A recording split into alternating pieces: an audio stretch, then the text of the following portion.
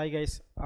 இந்த வீடியோவில் வந்து பார்த்திங்கன்னா நான் உங்களுக்கு ஒரு சின்ன கதை ஒன்று சொல்கிறேன். அந்த கதை வந்து என்னுடைய லைஃப் எக்ஸ்பீரியன்ஸை வச்சு நான் வந்து மற்ற ட்ரேடர்ஸ் அண்ட் இன்வெஸ்டர்ஸ் புதுசாக வராங்க இல்லைங்களா, அந்த ஸ்டூடெண்ட்ஸு புதுசாக லேர்ன் பண்ணணும்னு நினச்சி வரவங்க, இல்லை ஏற்கனவே ட்ரேட் பண்ணிவிட்டு ஃபெயிலியர் ஆகிற ஸ்டேஜில் இருக்கிறவங்க, ஃபெயிலியர் ஆனவங்க, இவங்களெல்லாம் பார்த்ததுக்கப்புறமும் ப்ளஸ் என்னுடைய ட்ரேடிங் அனுபவத்தையும் வச்சு நான் அந்த கதையை நான் சொல்கிறேன். இந்த கதை வந்து கதை ஃபார்மேட்டில் சொல்லும்போது ஒரு சில விஷயங்கள் லாங் டேர்மாக நம்ம மனசில் நிற்கும். ஸோ அந்த ஒரு விஷயத்துக்காக சொல்கிறேன். ஏன்னா சைக்கலாஜிக்கல் இஷ்யூ இன் ட்ரேடிங் அப்படிங்கிறது வந்து ரொம்ப பெரிய பிரச்சனையாக இருக்குது. இப்போது சைக்கலாஜிக்கலாக நிறைய விஷயங்கள் வந்து ட்ரேடர்ஸ்க்குனால பண்ண முடியல அப்படிங்கிறது. ஸோ அது வந்து இந்த ஒரு கதையாக பார்க்கலாம். ஸோ இப்போ இந்த கதையில் பார்த்திங்கன்னா நிறைய பேர் வந்து இந்த ஜோசியம் ஜாதகம்லாம் பார்த்துருப்பீங்க, அதை கேள்விப்பட்டிருப்பீங்க. அதில் வந்து சனி அப்படின்னு சொல்லி ஒன்று சொல்லுவாங்க. அதாவது சனி பகவான்னு சொல்லுவாங்க, சனீஸ்வரன்னு சொல்லுவாங்க, சனி அப்படின்னு சொல்லுவாங்க. அதாவது உனக்கு வந்து சனி வந்து 7.5 நாட்டு சனி நடக்குது, அஷ்டம சனி நடக்குது, இந்த மாதிரி சனி வந்து உனக்கு பிடிச்சிருக்கு, இல்லை சனி வந்து இருக்குது, அதனால தான் உன்னுடைய சூழ்நிலையெல்லாம் இப்படி மோசமாக இருக்குது, அதனால தான் வந்து உன்னுடைய வாழ்க்கை வந்து இந்த மாதிரியான மோசமான சுச்சுவேஷனில் போயிட்டுருக்கு அப்படிங்கிற மாதிரி சொல்லுவாங்க. அதை நிறைய பேர் கேட்டிருப்பீங்க. ஸோ இப்போ சனியை பற்றின ஒரு கதை தான் இது. அது மூலமாக நம்ம ஒரு சில விஷயங்கள் வந்து ரிலைஸ் பண்ண போகிறோம். ஸோ சனி பகவான், இந்த சனி அப்படிங்கிறவர் வந்து என்ன பண்ணார், இந்த ஜோசியத்தில் ஜாதகத்தில் சொல்லக்கூடிய அந்த சனி தான் அவருடைய வேலை என்ன, எல்லாத்தையுமே வந்து டிஸ்டர்ப் பண்ணுறதா, குழப்பி விடுறது, அந்த மாதிரி இருக்கலாம் இல்லையா, அந்த சுச்சுவேஷனை மாற்றி விடுறது அப்படிங்கிறது. அது வந்து சுச்சுவேஷனை மாற்றுறதாங்க, நமக்கு கெட்ட விஷயங்கள் நடக்குது அப்படிங்கிற மாதிரி இருக்குது. ஸோ ஆனால் இந்த சனி உண்மையிலே என்ன பண்ணுறாரு அப்படிங்கிறத நீங்கள் பாருங்கள். இப்போ இந்த சனிக்கும் அனுமார்னு சொன்னோன்னா ஹனுமன் அப்படின்னு சொல்லுவோம். நம்ம வந்து கடவுள் இருக்கார் இல்லையா, அனுமார், ஆஞ்சநேயர்னு சொல்லுவோம். அந்த கடவுள் வந்து பார்த்திங்கன்னா அவருக்கும் இந்த சனிக்கும் நடந்த ஒரு விஷயந்தான் வந்து இந்த கதை. இந்த கதையில் பார்த்திங்கன்னா சனி வந்து என்ன செய்கிறாரு அப்படின்னா, அவருக்கு வந்து அனுமாருக்கு வந்து ஜாதகத்தில் அந்த டைமில் சனி பிடிக்க போகுது, இப்போ சனி வரப்போகுது அப்படிங்கிறத ஒரு இது இருக்குது, ஒரு டைம் இருக்குது. அதனால் வந்து இவர் சனி வந்து அனுமாரை பிடிக்கிறதுக்காக சனி வந்து கிளம்பி போகிறார். சரி, நான் வந்து அனுமாரை பிடிக்கணும், ஏன்னா என்னுடைய டைம் வந்து வந்திருக்கு, அதனால் அனுமாரை பிடிக்கணும் அப்படின்னு சொல்லி போகிறார்.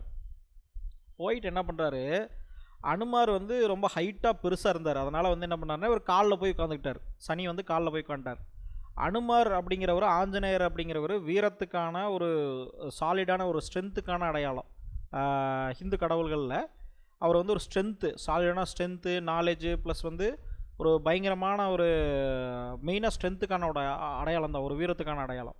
இப்போ அவர் என்ன பண்ணுறாரு, நீ வந்து நீ எல்லாத்தையும் சனி பிடிக்கிற மாதிரி நீ என்னையும் வந்து பிடிக்கிறியா, நான் உன்னை என்ன செய்கிறேன் பாருன்னு தன்னோட காலுக்குள்ளே இருக்கிற சனியை வந்து போட்டு குத்துன்னு குத்துறாரு, அடிக்கிறார். கையை வச்சு தன்னுடைய காலை வந்து அடிக்கிறார். அடிக்கும்போது இந்த சனி வந்து என்ன பண்ணுறாருன்னா இவருக்கு வலிக்க ஆரம்பிச்சிருது சனிக்கு. இது ஒரு கதை, சரிங்களா, இதில் லாஜிக்கெலாம் கேட்காதீங்க. அதாவது வந்து அவருக்கு வந்து வலிக்க ஆரம்பிக்குது. அப்போ வந்து என்ன பண்ணுறாரு அப்படின்னா, சரி இவர் வந்து இந்த காலில் வந்து அடிக்கிறான் அப்படின்னு சொல்லிட்டு கொஞ்சம் மேலே ஏறி தொடைக்கிட்ட வந்துடுறாரு. இவர் வந்து நீ இங்கே போனாலும் நான் விடமாட்டேன், தொடைக்கிட்ட நீ வர்றியா அப்படின்னு சொல்லி ஒரு கட்டை எடுத்து தன்னுடைய தொடையிலே போட்டு அடின்னு அடிக்கிறார். அடித்து கால்லேயே ஏற்கனவே கொஞ்சம் ரத்தம் வந்துருச்சு, இப்போ தொடையிலையும் வந்து ரத்தம் வர ஆரம்பிச்சிருச்சு, வீங்க ஆரம்பிச்சிருச்சு அனுமாருக்கு. ஸோ பயங்கரமாக அடின்னு அடிக்கிறார், கால்லையே போட்டு அடிச்சுட்டு அவருனால வலி தாங்க முடியல, சனினால் வயிற்றில் போய் உட்காந்துக்குவோம் அப்படிங்கிறது. ஓகே, வயிற்றில் போயிட்டியா நீ அப்படின்னு சொல்லி தன்னோட வயிற்று தானே குத்துன்னு குத்தி அந்த சனியை வந்து வலிக்க வைக்கணும், சனியை வந்து நம்மளை விட்டு ஓட வைக்கணும் அப்படின்னு சொல்லி அடின்னு அடிக்கிறார். அப்போது சனிக்கு இன்னும் என்னடா இது எங்கே போனாலும் அடிக்கிறாருன்னு சொல்லிட்டு நெஞ்சுக்கு வந்துடுறார். அப்புறம் நெஞ்சுக்கு வந்தாலும் நெஞ்சிலையும் அடிக்கிறாரு, செவுத்தில் போய் மோதுறாரு, கல்லில் போய் மோதுறாரு நெஞ்சை. அப்போ வந்து பயங்கரமாக நெஞ்சிலையும் அடிபடுது இவருக்கு, சனிக்கும் வலிக்க ஆரம்பிக்குது. நெஞ்சில் இருந்தெல்லாம் ரத்தம், கை காலில் இருந்தெல்லாம் கொஞ்சம் ரத்தம் வர ஆரம்பிச்சிச்சு அனுமாருக்கு. அப்புறம் சனி வந்து என்ன இந்த அடிக்கிறான், இவனை வந்து இங்கேயும் உட்காரக்கூடாதுன்னு சொல்லிட்டு தலையில் போய் உட்காந்துட்டார். சரி, தலையில் உட்காந்தா நீ எப்படி அடிப்பேன்னு. ஆனால் அனுமார் வந்து அப்பவும் விடலை. என்ன பண்ணார், ஒரு பெரிய கல் எடுத்து தன்னோட தலை மேலே தானே வந்து டம்முன்னு அடிச்சுக்கிட்டார். அடித்து தலையிலேருந்து ரத்தம் வருது, ஓகேங்களா, இருந்தாலும் விடலை. ஏன்னா அனுமார் வந்து வீரத்துக்கான அடையாளம், ஸ்ட்ரென்த்துக்கான அடையாளம் இல்லையா. அப்போ வந்து பார்த்திங்கன்னா பெரிய கல் எடுத்து கல்லே உடஞ்சிருது. திருப்பி 2-3 கல் எடுத்து தன்னோட தலையில் டம்முன்னு அடிச்சுக்கிறாரு. பயங்கரமான வலி, ரத்தம். ஆனாலும் சனியை ஜெயிக்கணும் அப்படிங்கிறது வந்து அவருடைய கொள்கை. அப்போ வந்து பார்த்தீங்கன்னா, தா ஆட்டோமேட்டிக்கா என்ன ஆகுது? சனி வந்து இதுக்கு மேல நம்ம இங்க இருக்க முடியாது அப்படின்னு சொல்லி ஜம்ப் ஆயி வெளிய போய் ஒரு மரத்து மேல உட்காந்துக்கிறாரு. இப்ப அனுமார் வந்து கேட்குறாரு, "நீ எவன வேணா புடிக்கலாம். என்ன வந்து புடிக்க முடியாது. ஆ நீ என்ன வந்து நீ பீட் பண்ணலான்னு பார்க்குறியா? நீ நான் வந்து சாதாரண ஆள் கிடையாதுன்னு" அனுமார் வந்து சனிகிட்ட மரத்துல உட்காந்துருக்கிறதுனால அத சனிய பார்த்து சொல்றாரு. சனி வந்து சிம்பிளா ஒரே ஒரு வார்த்தை சொல்றாரு. "சரி நான் வந்த வேலை முடிஞ்சது கிளம்புறேன்" அப்படின்னு சொல்லிட்டு கிளம்பிட்டாரு. ஸோ இப்போ உங்களுக்கு இந்த கதையுடைய அர்த்தம் புரிஞ்சிருக்குன்னு நினைக்கிறேன். அதாவது சனிங்கிறவர் வேற எங்கேயும் இல்ல. உங்க தலைக்குள்ள தான் இருக்கிறார். நீங்களே அந்த மாரியான ஒரு சூழ்நிலைய உருவாக்குவீங்க, இல்லன்னா செய்ய வைப்பீங்க. நீங்களே உங்கள போய் மாட்டிக்குவீங்க. இதுதான் வந்து அதோடைய ஃபிலாசபி. ஓகேங்களா? அதோடைய தத்துவம் வந்து இதுதான். சரிங்களா? அதாவது வந்து சனிங்கிறது வந்து புடிக்குது அப்படின்னா, அது வந்து நம்மளுடைய சைக்காலஜிக்கல் அந்த தலைக்குள்ள தான் உட்கார்ந்திருக்கும். நம்ம புத்தி தான் சனி. நம்ம அந்த ஒரு பர்ட்டிகுலர் டைம்ல பார்த்தீங்கன்னா, ஒரு சில டைம் வந்து பைக்ல வேகமா ஒரு சில பசங்க போவாங்க. ஒரு சில விஷயங்கள் பண்ணுவாங்க. எல்லாருமே பண்ணியிருப்போம். சரிங்களா? அத பண்ணாம இருக்க மாட்டோம். அதுதான் வந்து சனி வந்து லைட்டா இப்படி போய் பார்க்கலாமா? லைட்டா ஒரு அழுத்தலாமா? லைட்டா ஒரு முறுக்கு முறுக்கலாமா? லைட்டா இத கிராஸ் பண்ணிறலாமா? அப்படிங்கிற ஒரு தாட்ட உருவாக்குது பார்த்தீங்களா? ரிஸ்க்க வந்து கவனிக்காம. அதுதான் சனி தனக்கு தானே வச்சுக்கக்கூடிய ஆப்பு. ஸோ, இப்ப இருந்து புரிஞ்சிருப்பீங்க. சூழ்நிலைகள் என்னைக்குமே ஒரே மாரி தான் இருக்கும். சனிங்கிறது நம்ம தலைக்குள்ள தான் இருக்குங்கிறது. இதுக்கும் ட்ரேடிங்க்கு என்ன சம்மந்தம்னா, நான் நெறைய கிளாஸஸ் எடுத்திருக்கேன். நெறைய ஸ்டூடண்ட்ஸ்க்கு டீச் பண்ணியிருக்கேன். நம்மளுடைய டெலிகிராம் சேனல்லயே வந்து ஜாயின் பண்ணீங்கனாலே தெரியும். நெறைய விஷயங்கள் டீச் பண்ணியிருக்கேன். நம்மளோட யூடியூப் சேனல்ல இருக்கிற எல்லா வீடியோஸும் பாருங்க. ஸோ டெலிகிராம் சேனலுடைய லிங்க் வந்து நான் கீழ இந்த டிஸ்கிரிப்ஷன்ல குடுத்துர்றேன். நீங்க ஜாயின் பண்ணிக்கங்க. ஸோ இது மூலமா என்னன்னா, நான் நெறைய ஸ்டூடண்ட்ஸ் பண்றப்போ, நான் ஸ்ட்ராட்டஜிஸ் ப்ளஸ் வந்து நம்ம இன்வெஸ்டர்ஸ் தமிழ்ல இருக்கக்கூடிய ஸ்ட்ராட்டஜிஸ் எல்லாமே பார்த்து நல்லா ட்ரேட் பண்ணிட்டு இருப்பாங்க. நல்லா ப்ராஃபிட் பண்ணிட்டு இருப்பாங்க. அப்புறம் பார்த்தீங்கன்னா, கொஞ்ச நாள் நல்லா ஷேர் பண்ணுவாங்க. என்கிட்ட ப்ராஃபிட்டும் ஷேர் பண்ணுவாங்க. ப்ளஸ் வந்து நெறைய கொஷின், டவுட்ஸ் எல்லாம் கேட்பாங்க. நெறைய சொல்லுவாங்க, இந்த அளவுக்கு ப்ராஃபிட் பண்ணியிருக்கேங்கன்னு. நானும் வந்து கங்ராஜ் பண்ணுவேன். நெறைய பேர் இன்னைக்கும் பண்ணிட்டு இருக்காங்க. நெறைய பேர் பண்ணிட்டு இருக்காங்க. ஆனா சம் பீப்பிள்ஸ் வந்து பார்த்தீங்கன்னா, திடீர்னு வந்து அது எதுவுமே பண்ணாம இருப்பாங்க. சம்டைம்ஸ் வந்து என்கிட்ட வேற மாரி டவுட்ஸ் கேட்பாங்க. ஒரு சில பேர் கிளாஸ் அட்டெண்ட் பண்ணும்போதும் கேட்பாங்க. ஸோ அவங்க அதில் வந்து ஏன் உங்களுக்கு என்ன பிரச்சனையாச்சு? ஏன் இந்த ட்ரேடிங் எல்லாமே லேர்ன் பண்ணி கரெக்டாக போயிட்டுருந்தீங்க. என்ன பிரச்சனையாச்சு? எதனால வந்து திடீர்னு இந்த ப்ராப்ளம் ஆச்சு அப்படின்னு கேட்டிங்கன்னா, அவங்க சொல்கிறது வந்து ஒரே ஆன்சர் தான். என்னன்னா, நான் வந்து உங்களுடைய ஸ்ட்ராட்டஜியை நல்லா லேர்ன் பண்ணியிருந்தேன். ப்ளஸ் வந்து ஸ்ட்ராட்டஜி அப்படிங்கிறது மட்டும் கிடையாதுங்க. என்டையர் மார்க்கெட்டை நீங்கள் லேர்ன் பண்ணால் தான் ஸ்ட்ராட்டஜிங்கிறது எப்படி ஒர்க் ஆகுதுன்னு லேர்ன் பண்ண முடியும். ஸ்ட்ராட்டஜிங்கிறது ஒரு பார்ட்டு. ஓகேங்களா? ஸ்ட்ராட்டஜிங்கிறது வந்து அது ஒரு லைஃப் லைன் கிடையாது. அது வந்து ஒரு பார்ட்டு. ஸோ என்டையர் மார்க்கெட்டுமே எப்படி அண்டர்ஸ்டாண்ட் ஆகுது, எப்படி ஒர்க் ஆகுதுங்கிறத அண்டர்ஸ்டாண்ட் பண்ணுறவன் தான் சக்ஸஸ் பண்ண முடியும். அவனுக்கு தான் ஸ்ட்ராட்டஜியும் புரியும். மற்றவங்களாம் ஸ்ட்ராட்டஜியை புரிஞ்ச மாதிரி காப்பி பேஸ்ட் பண்ணிட்டு இருப்பாங்களே தவிர அது உண்மையாக புரியாது. ஸோ இப்போது அவங்க வந்து என்ன சொல்கிறாங்கன்னா, ஸ்ட்ராட்டஜி நான் எல்லாமே உங்கள்கிட்ட லேர்ன் பண்ணேன், எல்லாமே பண்ணேன், நல்லா தான் போயிட்டு இருந்தது.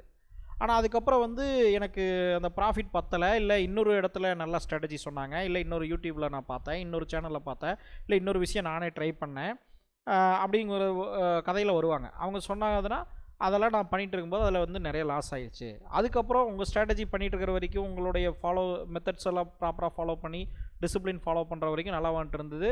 அதுக்கப்புறம் எனக்கு லாஸ் ஆச்சு. திருப்பி நான் வந்து உங்ககிட்ட உங்களுடைய ஸ்ட்ராட்டஜி அந்த மெத்தட்ஸ்க்கு வரும்போது, அப்போ எனக்கு திரும்பி அதுலேயும் லாஸ் ஆச்சு அப்படின்னு சொல்கிறாங்க.